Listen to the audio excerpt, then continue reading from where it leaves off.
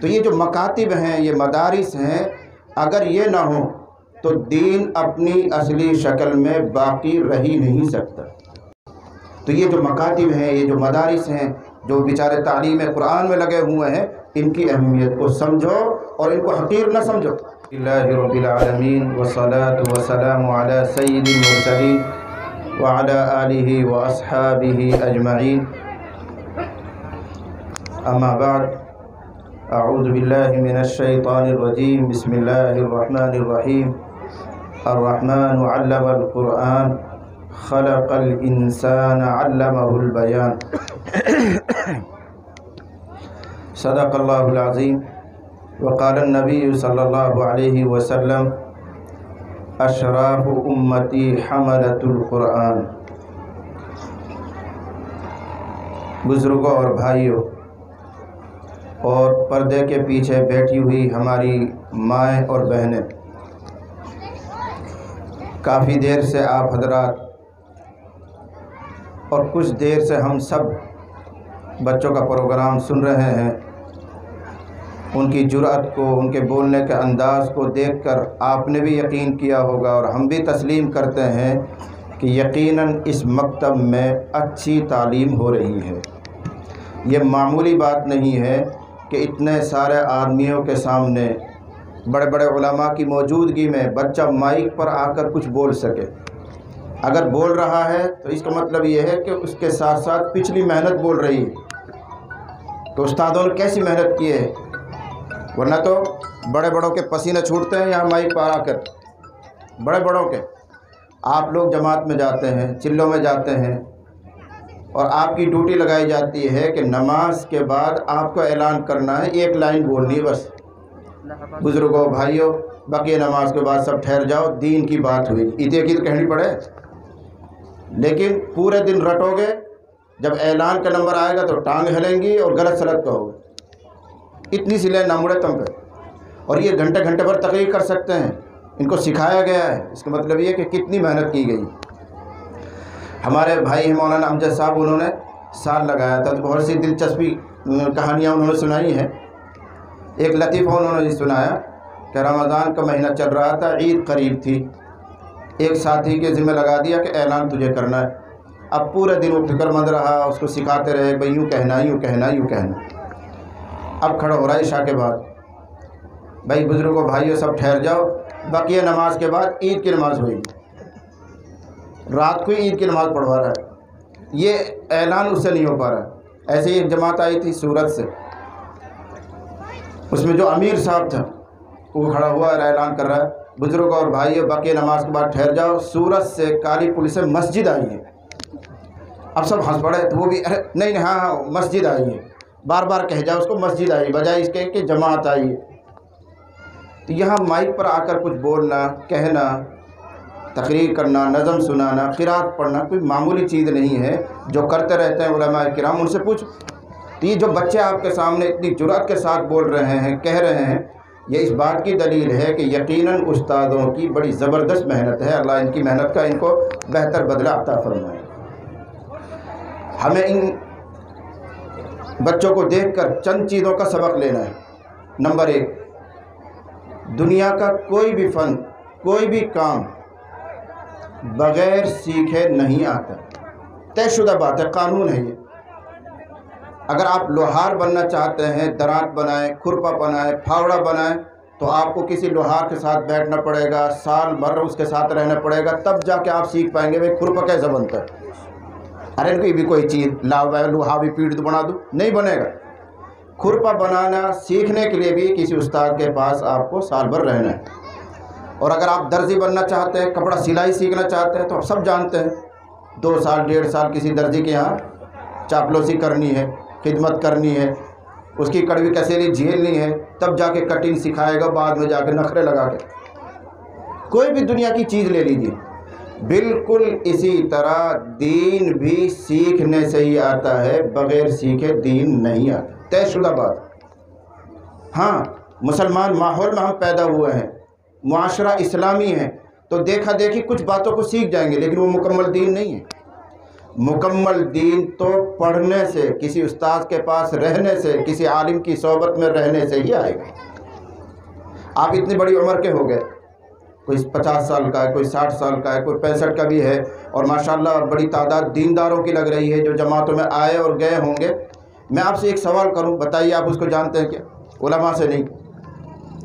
اگر کوئی آدمی عصر کی نماز پڑھا رہا ہو، امام صاحب، اور سب جانتے ہیں کہ عصر کی نماز میں قراءت آہستہ کرنی پڑتی ہے، زور سے نہیں پڑھنی، اگر امام صاحب کو کوئی ٹینشن ہے اور اس نے تکبیر تحریمہ کے بعد سورہ فاتحہ زور سے شروع کر دی، سورہ فاتحہ بھی پوری ہو گئی، اگلی سورت بھی شروع کر دی، اب بتاؤ تم پیچھے سے لقمہ کیسے دے ہو؟ بتاؤ کیسے کرو، کیسے اطلاع کرو گے اس کو، بھائی تو غلطی کر رہا ہے، یہ تو عصر کی نماز ہے، عصر میں تو آہستہ پڑھنا پڑتا ہے۔ اب تم اتنی بڑی عمر کے ہو گئے، یہی سو سمجھ لیو کہ دین سیکھنے سے آتا ہے، گھر بیٹھے نہیں آتا۔ کسی مکتب میں جائیں، کسی مدرسے میں جائیں، اگر آپ کی عمر بڑی ہو گئی تو کسی عالم کے ساتھ رابطہ رکھیں، آنا جانا رکھیں، تو یوں علم کے ساتھ ساتھ دین آتا ہے۔ دین کی معرفت بغیر پڑھے لکھے آ ہی نہیں سکتی۔ یہ قصہ جو سنا رہا ہوں یہ پیش آ چکا ہے۔ میں رمضان میں وہاں جاتا ہوں سورت میں، پچھلے 20 سال سے جا رہا ہوں، وہیں تفسیر بھی کرتا ہوں۔ تو جس مسجد میں ہم رہتے تھے اس کے بغل میں ایک مسجد ہے، بڑی مسجد ہے۔ کوئی بات ہو گئی ہوگی، امام صاحب کو یہ قصہ پیش آیا کہ اس نے عصر کی نماز شروع کی اور تکبیر تحریمہ کے بعد زور زور سے عصر میں قراءت شروع، الحمدللہ رب العالمین الرحمن الرحیم۔ اب جو پیچھے مقتدی وہ پریشان، یار یہ کر کہہ رہا ہے؟ تو جو گھڑو سمجھدار ہو، امثلہم طریقہ، علماء سمجھیں جو گھڑو سمجھدار ہو پیچھے امام صاحب کے، جب کہہ رہا عصر عصر عصر، یہ لقمہ دے رہو عصر، خود کی بھی گئی دوسرے کی بھی گئی، نماز خراب ہوگی۔ یہ لقمہ دینے کا انداز نہیں، عصر، اور کہا کیسے کے بیچارو، کئی مولوی پہ رہو ہو تو، کئی عالم کے پہ رہو ہو تو، کئی سبق میں بیٹھو ہو تو، اس سے سمجھتا ہے وہ۔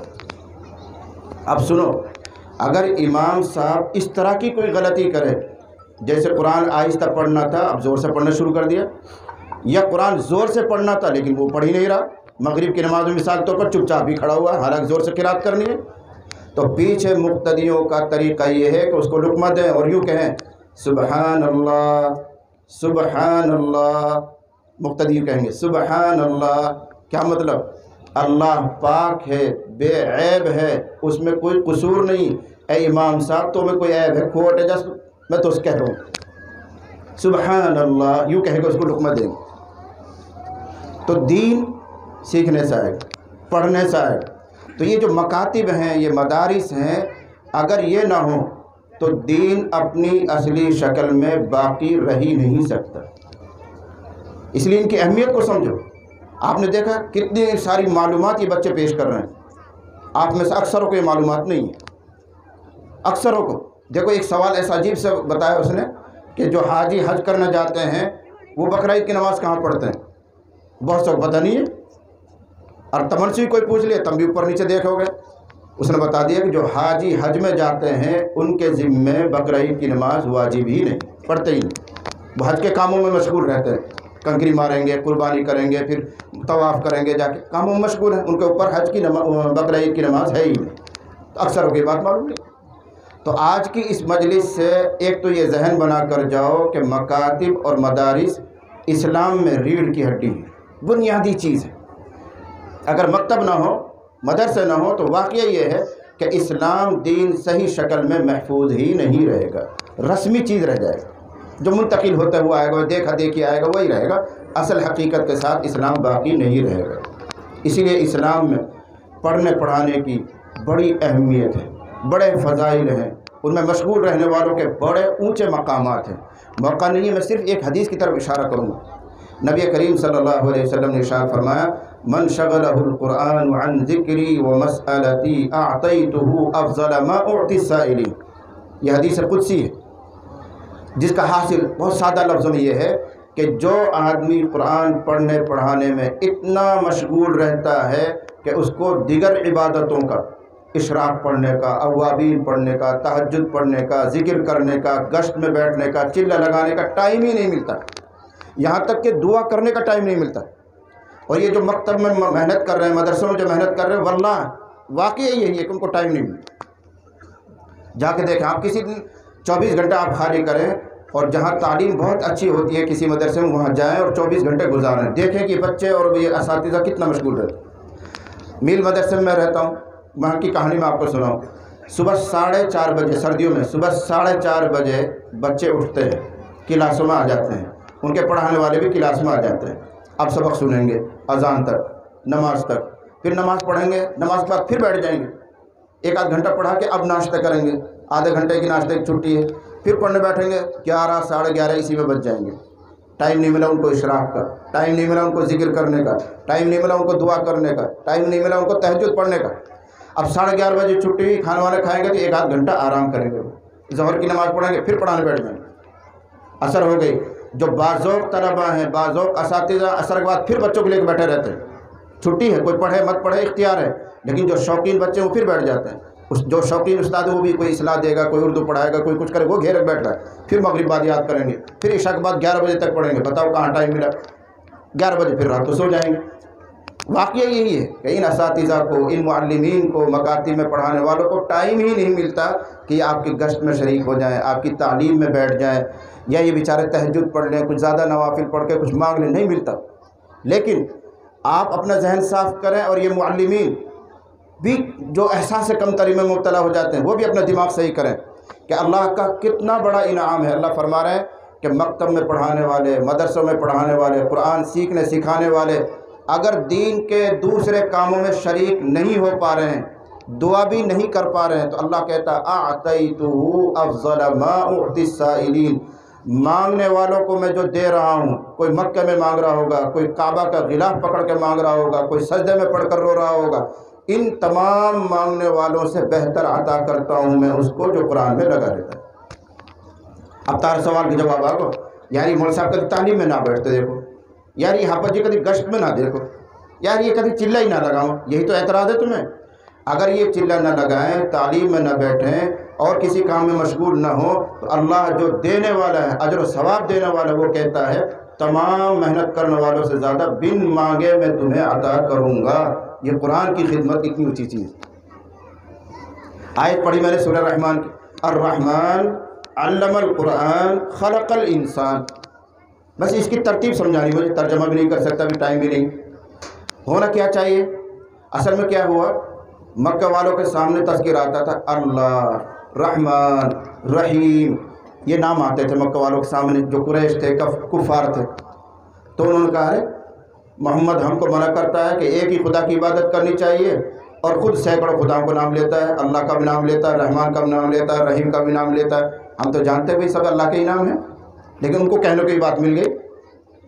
جب اللہ کے رسول صلی اللہ علیہ وسلم نے ان کو بتایا کہ سب یہ اللہ کے نام ہی ہیں، تو وہ کہنے لگے ہم نہیں جانتے رحمان کون ہوتا ہے، ومر رحمان، ہم نہیں جانتے رحمان کون ہوتا ہے۔ تو یہ سورہ رحمان نازل ہوئی، جس میں اللہ کا تعارف کروایا گیا کہ اللہ وہ ہے جس نے انسانوں کو بنایا، اللہ وہ ہے جس نے انسانوں کو بولنا سکھایا، اللہ وہ ہے جو پیدا کرتا ہے، اللہ وہ ہے جو درختوں کو اگاتا ہے، پھل دیتا ہے، فلاں دیتا ہے، سینکڑوں نعمتوں کا بیان آیا، تعارف کروایا اللہ کا۔ اب غور کر کے سنو، یوں ہونا چاہیے تھا الرحمن خلق الانسان علمہ البیان، کہ رحمان وہ ہے جس نے انسان کو پیدا کیا، پھر اس کو بولنا سکھایا، پھر قرآن سکھایا۔ یوں ترتیب ہونی چاہیے صحیح۔ انسان پہلے پیدا ہوتا ہے، پھر اپنی علاقائی زبان سیکھتا ہے، پھر تھوڑا بڑا ہوتا ہے تو قرآن سیکھتا ہے۔ تو قرآن کی آیات کی ترتیب یوں ہونی چاہیے سورہ رحمان میں کہ رحمان وہ ہے جس نے انسان کو پیدا کیا، علمہ البیان، پھر اس کو بولنا سکھایا، علم القرآن، جس نے پھر بچوں کو، بندوں کو، بندیوں کو قرآن سکھایا۔ یوں ترتیب ہونی چاہیے، لیکن پوچھو ان علماء سے، حافظوں سے، ترتیب بالکل الٹی ہے۔ کیا ترتیب ہے؟ الرحمن علم القرآن، رحمان وہ ہے جس نے قرآن سکھایا۔ ابھی پیدا تو کیا ہی نہیں، پہلے سکھا دیا کیا؟ الرحمن علم القرآن۔ اب آئے گا بیان خلق الانسان، جس نے انسان کو پیدا کیا۔ پیدائش کا تذکرہ بعد میں، قرآن سکھانے کا تذکرہ پہلے۔ علماء نے یہاں جو نقطہ بیان کیا ہے وہ یہی کہ اللہ اشارہ کرنا چاہتا ہے کہ انسانوں کی پیدائش کا مقصد ہے تعلیم قرآن کو دنیا میں پھیلانا۔ اگر قرآن کو پھیلانا مقصد نہ ہوتا، احکام قرآن کو دنیا میں پھیلانا مقصد نہ ہوتا، تو انسان کو پیدا کرنے کی کوئی غرض ہی نہیں۔ انسان کی پیدائش بعد میں ذکر کی جا رہی علم القرآن کا تذکرہ پہلے اشارہ کر دیا کہ کائنات کو رچانے اور بسانے کا اصل مقصد تعلیم قرآن ہے۔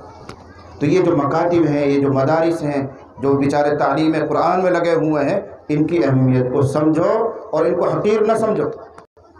ایک اور حدیث کی طرف اشارہ کروں، نبی کریم صلی اللہ علیہ وسلم نے ارشاد فرمایا، اللہ جس کے ساتھ خیر کا ارادہ کرتا ہے، اور سب سے بڑی خیر کیا ہے کہ آدمی جہنم سے بچے اور جنت میں پہنچ جائے، سب سے بڑی خیر یہ۔ فمن زحزح عن النار وادخل الجنہ فقد فاز۔ قرآن خود بتا رہا ہے کہ جس کو جہنم سے بچا لیا گیا اور جنت میں داخل کر دیا گیا وہ بڑی کامیابی کو پا گیا۔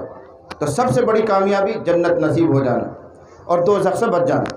اب اس پس منظر میں اس حدیث کو سنو، نبی ارشاد فرما رہے، اللہ جس کے ساتھ خیر کا، کامیابی کا، بھلائی کا ارادہ کرتا ہے اسی کو مولانا بناتا ہے۔ موٹا سا ترجمہ کر رہا ہوں، اسی کو اللہ دین کی سمجھ دیتا ہے، علم دین عطا کرتا ہے، فقیہ بناتا ہے، محدث بناتا ہے، مفسر بناتا ہے، عالم بناتا ہے، جس سے اللہ خیر کا ارادہ کرے۔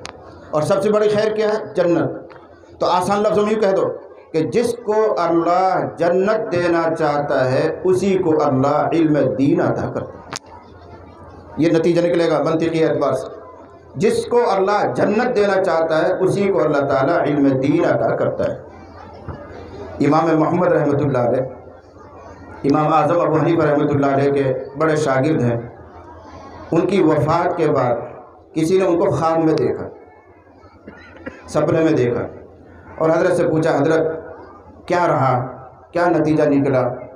فرمایا، بھائی اللہ نے مجھ سے بات کی پردوں کے پیچھے سے، نہ جانے کتنے پردے رہے ہوں گے، نور کے پردے رہے ہوں گے، اور اللہ نے فرمایا، اے محمد، محمد سے حضور صلی اللہ علیہ وسلم مراد نہیں، امام ابو حنیفہ کے شاگرد، اللہ نے فرمایا، اے محمد اگر تجھ کو دوزخ میں ڈالنا ہوتا تو میں تجھے دین کا علم ہی کیوں دیتا؟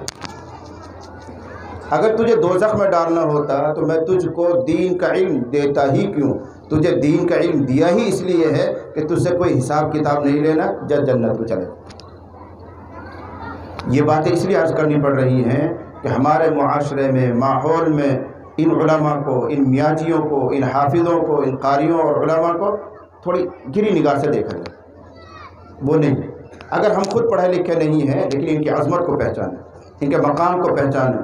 اللہ کی قسم یہ وہ لوگ ہیں، دھیان سے سن لینا، اللہ کی قسم یہ وہ لوگ ہیں، اگر خدا نہ خواستہ اپنی کوتاہیوں کی وجہ سے، اپنے گناہوں کی وجہ سے جہنم میں گئے بھی تو جہنم کی آگ ان کو نہیں جلا پائی۔ حدیث ہے، مشکات میں موجود ہے، اور علامہ البانی رحمہ اللہ بہت محقق مانے جاتے ہیں، انہوں نے اس کی تصحیح کی ہے۔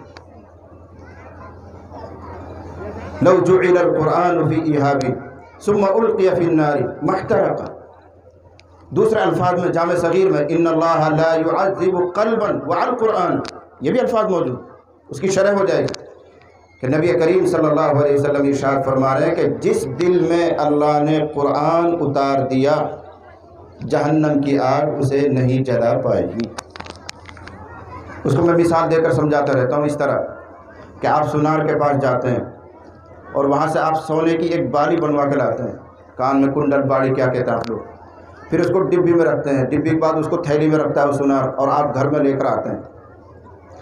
اصل قیمتی چیز کیا ہے؟ وہ باڑی ہے جو اندر رکھی ہوئی، لیکن اس قیمتی چیز کی وجہ سے اس ڈبے کی بھی حفاظت کرتے ہیں آپ، وہ تھیلی کی بھی حفاظت کرتے ہیں، اور تالے میں جب بند کر کر رکھیں گے تو ڈبہ بھی رکھا جائے گا، تھیلی بھی رکھی جائے گی، اگرچہ وہ سونے کی چیز اندر ہے لیکن وہ سونے کی چیز کی وجہ سے اس ڈبے کی بھی حفاظت ہو رہی ہے۔ پھر جب صندوق سے باہر نکالیں گے تو کپڑا سے پہلے وہ ڈبہ بھی صاف کرو گے، چھوٹی سی ڈبیا ہے، اور پھر وہ ڈبے کھول کے باڑی میں صاف کرو گے، حالانکہ یہ ڈبی تو کوئی چیز نہیں، اوپر جو تھیلی ہے تو کوئی چیز نہیں ہے، باڑی کی وجہ سے اس کی قیمت لگ رہی ہے۔ بالکل ایسے ہی سمجھ لو کہ انسان ہونے کے نام سے سب برابر ہیں، لیکن جس کے دل میں اللہ نے قرآن اتار دیا انسان اس کا ایک ظرف بن گیا، برتن بن گیا، ڈبہ بن گیا، قیمتی چیز وہ قرآن ہے، اس قرآن کی حفاظت ہوگی، اس قرآن کی وجہ سے اس جسم کی بھی اللہ تعالیٰ دوزخ سے حفاظت فرمائے۔ قرآن تو اللہ کا کلام ہے، اس کو وہ تو قیمتی ہے ہی، اس میں تو کوئی شک ہی نہیں ہے، لیکن جس میں وہ قرآن اتر گیا وہ بھی محفوظ ہو گیا۔ اور آسان لفظ مثال دوں، ہم اور آپ ایک سادہ کاغذ لے لیں، کاپی کا لے لیں، کوئی اور لے لیں، کاغذ ہے، کوئی اہمیت نہیں ہمارے نزدیک، لیکن اسی کاغذ پر اگر ہم قرآن کی آیت تو کیا قرآن کا ایک لفظ لکھ دیں، الحمدللہ، اللہ، بسم اللہ، کچھ بھی لکھ دیں، تو آپ کی نگاہ میں بھی اس کی قدر بڑھ جاتی ہے، دیکھتے دیکھتے قرآن کو کاغذ پڑھو بھائی، اٹھاؤ، ہے کہ نہیں؟ لیکن شرعی اعتبار سے، مسئلے کے اعتبار سے اس کی قیمت اتنی بڑھ گئی کہ اب اس کاغذ کو بغیر وضو کے ہاتھ لگانا جائز نہیں۔ حالانکہ وہ کاغذ ہے، لیکن اس میں قرآن کی آیت لکھ دی تو کاغذ کو بغیر وضو کے ہاتھ لگانا جائز نہیں۔ جب کاغذ جو بے جان چیز ہے قرآن لکھ دینے سے اتنی قیمتی ہو سکتا ہے، تو انسان جو جاندار ہے، اشرف المخلوقات ہے، پھر عالم ہونے کی وجہ سے وہ رسول اللہ کا نائب ہے، اس میں جب قرآن گھسے گا تو وہ خود کتنا قیمتی بنے گا، اس کی اہمیت کا کوئی اندازہ کر سکتا؟ نہیں کر سکتا۔ اس لیے ان مکاتب میں پڑھنے والوں کو، پڑھانے والوں کو، سب کو قدر کی نگاہ سے دیکھیں۔ یہ ایک بات ہوئی آپ مردوں کے تعلق سے۔ میری ماں اور بہنیں بیٹھی ہیں، آواز آ رہی ہے، وہ توجہ فرمائیں، 2 منٹ ان کے لیے ہے، یہاں عورتیں ہیں، میری ماں اور بہنیں توجہ سنیں، یہاں بیٹی بھی ہیں جو ابھی پروگرام میں شریک تھی۔ اللہ تعالیٰ نے جو دین نازل کیا ہے وہ مردوں کے لیے بھی ہے، عورتوں کے لیے بھی ہے، اور پورا دین تقریباً مشترک ملا جلا سا ہے۔ نماز ہم پہ بھی فرض ہے، نماز ان پہ بھی فرض ہے، روزے ہم پہ بھی فرض ہے، ان پہ بھی فرض ہے، زکوٰۃ اور کیا زکوٰۃ فرض ہوتی ہے تو ہم پہ بھی ہوتی ہے، ان پہ بھی ہوتی ہے، لیکن کچھ خاص باتیں ہیں مردوں کے تعلق سے بھی جن کے مکلف عورتیں نہیں، ایسے کچھ خاص مسائل، اور دین کا ایک خاص حصہ ایسا ہے جو عورتوں سے تعلق رکھتا ہے، اس کا حصہ مردوں سے نہیں۔ ان میں سے صرف ایک بات کی طرف اشارہ کر رہا ہوں اپنی ماں اور بہنوں کی خدمت میں، اور ان کے تعلق سے آپ حضرات کی خدمت میں، کہ ہماری مائیں اور بہنیں سمجھیں اس بات کو کہ عورتوں پر پردہ کرنا، حجاب کرنا فرض ہے۔ جیسے نماز فرض ہے، روزہ فرض ہے، زکوٰۃ فرض ہے، ایسے ہی عورتوں پر پردہ کرنا فرض ہے، اور پردے کی اصل قسم ہے حجاب بالبیوت، گھروں میں رہنا، یہ اصل فرض ہے، بلا ضرورت شدیدہ، سخت مجبوری کے بغیر باہر نہ نکلیں۔ سخت مجبوری کیا ہے؟ علاج کے لیے جانا ہے، یا اپنے شوہر کے گھر سے ماں کے گھر پہ جانا ہے، یا کوئی اور ایسا حادثہ ہو گیا، یہ سخت مجبوریاں ہیں۔ ان سخت مجبوریوں کے بغیر عورت اپنے گھر سے نہ نکلے، یہ اصل حکم ہے۔ وَقَرْنَ فِي بُيُوتِكُنَّ وَلَا تَبَرَّجْنَ تَبَرُّجَ الْجَاهِلِيَّةِ الْأُولَىٰ۔ یہ اہل علم کے لیے میں نے آیت پڑھی، ترجمے کا تفسیر کا وقت نہیں۔ پہلا حکم یہ ہے کہ گھروں میں جم کر بیٹھی رہو، بلا ضرورت باہر نہیں نکلو گے، اور اگر نکلنا ہی پڑے کام کاج کے لیے، کسی سے ملاقات کے لیے، کسی بیمار کی عیادت کے لیے، علاج کے لیے نکلنا ہی پڑے، تو اب دوسرا حکم یہ ہے کہ گھر سے نکلتے وقت سر سے لے کر پاؤں تک پورا جسم بڑی چادر سے ڈھکا ہوا ہونا چاہیے، یہ فرض ہے۔ برقع ضروری نہیں ہے، جو آج کل کا برقع چل رہا ہے یہ کوئی ضروری نہیں ہے۔ جب تم شروع کرو پردہ کرواؤ، بھائی نے برقع نے پہنا دی، بھائی ہم نہ کہہ رہے تم سے برقع پہراؤ۔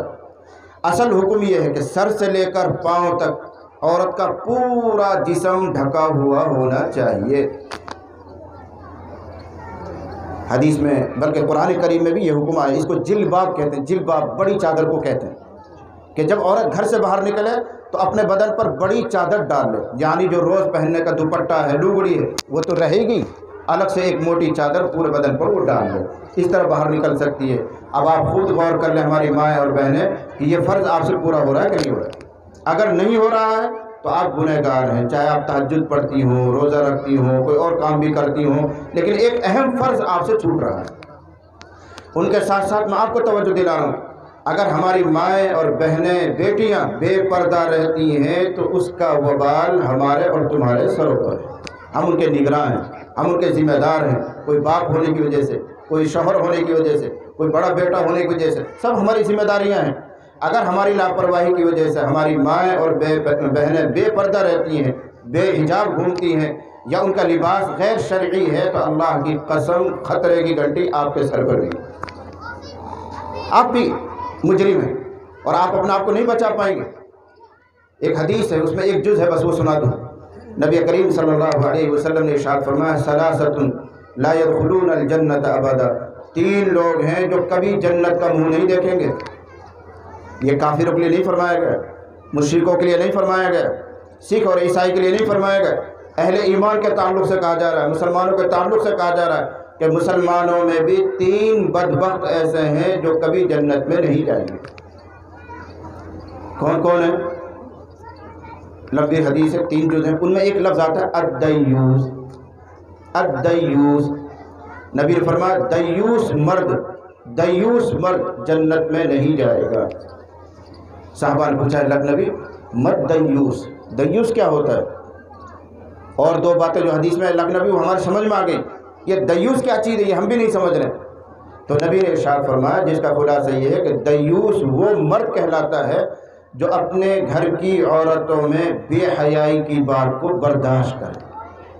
بے حیائی کی بات، غیر مرد کے سامنے کھڑی کھڑی بات کرتی ہے، فون پر بات کرتی ہے، گلا لمبا یہاں تک نظر آتا رہتا ہے، سینہ اس میں سے جھلکتا ہے، یا اونچے چاک کے کپڑے پہنتی ہے کوچ نظر آتی ہے، یا باریک کپڑے پہنتی ہے اس میں بدن جھلکتا ہے، یا ٹائٹ لباس پہنتی ہے اس میں اونچ نیچ نظر آتا ہے۔ یہ بے حیائی اور شرم کی باتیں ہیں۔ اگر باپ شوہر یہ ان کو برداشت کر رہا ہے اور کبھی کچھ کہتا نہیں ہے تو نبی ارشاد فرما رہا ہے ایسا مرد دیوس ہے اور کبھی جنت میں نہیں جائے گا۔ تو آپ سب غور کریں اپنے گھروں پر۔ ہم دعوت و تبلیغ والے ہیں، 100 سال سے ہمارے اوپر محنت ہو رہی ہے، لیکن ابھی تک یہ فرض ہمارے گھروں میں قائم نہیں ہوا۔ ہماری عورتیں اوچھا لباس پہنتی ہیں۔ قرآن کریم یہ کہہ رہا ہے یا بنی آدم قد انزلنا علیکم لباسا یواری سوآتکم وریشا، لباس بھی اللہ نے اتارا ہے، لیکن کیوں اتارا؟ تاکہ یہ تمہاری شرم کی چیزوں کو چھپائے۔ اگر کوئی لباس پہنتا ہے لیکن شرم کی چیزیں نہیں چھپ رہی ہیں تو شرعی اعتبار سے وہ ننگے ہونے کے حکم میں۔ رب کاسیات عاریات، ایک دور آئے گا کہ لباس پہنی ہوئی ہوں گی عورت لیکن اس کے باوجود وہ ننگی مانی جائے گی۔ یہ دور یہی ہے کہ لباس تو پہن رکھا ہے لیکن باریک بدن جھلکتا ہے، لباس تو پہن رکھا ہے لیکن ٹائٹ بدن کا اونچ نیچ نظر آتا ہے، لباس تو پہن رکھا ہے لیکن اس کی کٹنگ ایسی ہے کہ سینہ جھلکتا ہے یا کوچ نظر آتی ہے۔ نبی نے فرمایا یہ وہ عورتیں ہیں جو بظاہر لباس پہنی ہوئی ہیں لیکن اللہ اس کے رسول کی نگاہ میں یہ بالکل ایسی ہے جس مادرزاد نہ گناہ، جو ان کا گناہ وہی ان کا گناہ، یہ خود بھی جائیں گی تمہیں بھی لے کر جائیں گے۔ اس لیے آپ حضرات کی ذمہ داری ہے کہ اپنے گھروں میں مکمل طور پر پردے کا نظام کروائیں۔ میں نہیں کہتا کہ آپ برقع پہنائیں لیکن لباس صحیح کرواؤ۔ نمبر 2، گھر سے نکلیں تو بڑی چادر اوڑھ کر نکلیں۔ کہاں گیا ہمارا دین؟ ایک طرف تو ہم یہ کہتے ہیں، ہمارے علماء فتویٰ دیتے ہیں کہ مسجدوں میں آنا عورتوں کا مناسب نہیں ہے، جائز نہیں ہے، ورنہ تو رسول اللہ صلی اللہ علیہ وسلم کے زمانے میں عورتیں مسجد میں نماز پڑھنے جایا کرتی تھی۔ مسجد نبوی میں نبی کے پیچھے صحابیات نماز پڑھنے جایا کرتی تھی، لیکن بعد میں منع کیا گیا ہے۔ صحابہ نے منع کیا، تابعین نے منع کیا، محدثین نے منع کیا۔ وجوہات ہیں، ان میں سے ایک وجہ یہی ہے کہ جب گھروں سے مسجد تک جائیں گی تو ان کا عزت، ان کا ناموس محفوظ نہیں ہے، خطرے میں ہے۔ جب مسجد تک جانا منع کر دیا گیا ہے تو ان کا بازاروں میں جانا، غیر محرم کے ساتھ گھومنا، کھیتوں میں جانا، کوئی محرم ان کے ساتھ نہیں، یہ کیسے جائز ہو سکتا ہے؟ پوچھو علماء سے۔ اگر عورت کروڑ پتی بھی ہے، حج اس کے ذمہ فرض ہو گیا ہے لیکن ادائیگی اس وقت تک ضروری نہیں ہے جب تک اس کے ساتھ کوئی محرم نہ مل جائے۔ فرض ہے اس کے ذمہ حج، کروڑ پتی عورت ہے لیکن کوئی محرم نہیں، نہ بھائی ہے، نہ شوہر ہے، نہ باپ ہے، نہ کوئی اور قریبی رشتہ دار ہے جو اس کے ساتھ سفر میں حج تک جا سکے، تو اس کے ذمہ حج ادا کرنا ضروری نہیں ہے، انتظار کرے محرم کا۔ اگر ایسے ہی مر جائے تو وصیت کر جائے بھائی میری طرف سے حج بدل کروا دینا، اللہ کی طرف سے معاف ہے۔ جب حج میں نہیں جا سکتی بغیر محرم کے، نماز میں نہیں جا سکتی تو کھیتوں میں بازاروں میں گھوم رہی ہیں، تمہیں کبھی پرواہ نہیں ہے، ایسے لوگ ہی، ایسے مرد ہی دیوس۔ یہ خطرے کے کنارے پر کھڑے ہوں۔ کڑوی باتیں ہیں لیکن برداشت کرو۔ اگر کڑوی باتیں نہیں کہی جائیں گی تو آپ کو پتہ کیسے چلے؟ صرف نماز پڑھ لینا دین نہیں ہے، زکوٰۃ دے دینا دین نہیں ہے، چلے 4 مہینے لگا دینا دین نہیں ہے۔ اللہ کے تمام احکام کو پورا کرنے کا نام دین ہے۔ جو آدھی باتوں کو مانے آدھے کو نہ مانے، اللہ نے ان کے لیے یوں فرمایا ایسے لوگ تو دنیا میں ہمیشہ ذلیل ہی رہیں گے۔ پہلے پارے میں افتؤمنون ببعض الکتاب وتکفرون ببعض، اس آیت کا آگے یہی ٹکڑا کہ جو نہیں مانتے ان کا مقدر ذلت اور رسوائی ہے۔ آج ساری دنیا میں جو مسلمان ذلیل ہو رہا ہے، مارا جا رہا ہے، پیٹا جا رہا ہے، ان کی کوئی عزت نہیں۔ کیوں؟ کہ آدھی قرآن پر ایمان رکھتے ہیں، آدھی پر نہیں رکھتے ہیں۔ नमाज़ पढ़ लेते हैं, रोज़ा रख लेते हैं, ज़कात दे देते हैं, लेकिन पर्दे का हुक्म भी तो कुरान ही दे रहा है। सूद से मना भी तो कुरान ही कर रहा है, झूठ से मना तो भी कुरान कर रहा है, लेकिन उन बातों को मान रहे हैं, इनको नहीं मान रहे। तो आधी कुरान पर अमल करते हैं, आधी पर नहीं। अल्लाह ने कहा जो ऐसा करेगा वो हमेशा जलील ही रहेगा। आज मुसलमान जलील हो रहा है आधी कुरान मानने की वजह से। तो पूरा कुरान अमल के लिए उतरा है। बात को लंबा न करते हुए मैं अपनी ही गुजारिशात पर इक्तिफा करूँगा। आप हज़रात की खिदमत में ये बात थी कि मदारिस की, मकातिब की, उलमा की कदर करो, इज़्ज़त करो, और बहनों के हिस्से में मैंने ये बात कही कि वो पर्दे का ख्याल करें। अल्लाह ताला मुझे और आपको सबको समझने की और अमल की तौफीक अता फरमाए। व आखिर दावाना अनिल हम्दुलिल्लाहि रब्बिल आलमीन।